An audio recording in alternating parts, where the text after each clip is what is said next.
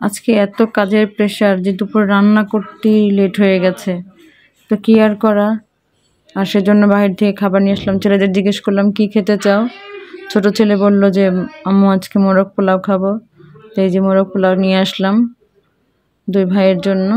এখন আমি প্লেটে দিচ্ছি। বড় ছেলেটা মাত্র স্কুল থেকে আসছে, তো ওদের দিয়ে আমি অন্য কাজ করতে যাব, সেজন্য আমি নিজেই প্লেটে দিয়ে দিলাম। আগে এটা দিলাম, তারপরে পাশে একটু শসা দিয়ে দিলাম, তারপর ছোট একটা আমি ড্রিঙ্কস নিয়ে আসছি।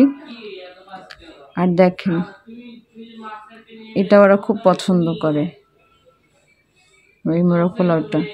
আর ছোটো ছেলে যখনই সুযোগ পায় তখনই সেই মোরগ পোলাওটাই খাবে, অন্যটা খাবে না। তো সেজন্য এই যে দুই ভাইয়ের জন্য 2 প্লেটে নিয়ে নিলাম।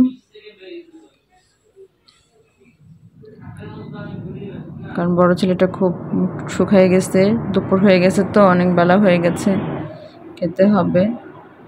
পাশে আমি শসা, কাঁচামরিচ, লেবুটা দিয়ে দিলাম প্যাকেট থেকে বের করে। আর বেশিরভাগ সময় এগুলো তো ভালো হয় না, ভালো পরে নষ্ট থাকে। আজকে দেখলাম যে না, মোটামুটি ভালো আছে, তাই এই প্লেটে দিয়ে দিলাম।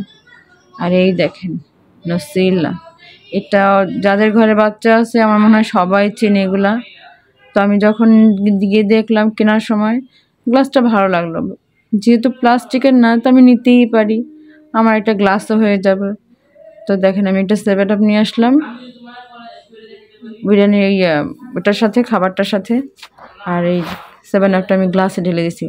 দেখেন গ্লাসটা আহামরি দাম না, কিন্তু ভালো লাগছে। আর ভালো লাগা থেকে আমি কয়েকটা গ্লাস করেছি এটার, নসিলা নিয়ে এসে। বাচ্চারা নসিলাটা খেয়েছে আর আমার গ্লাস হয়েছে।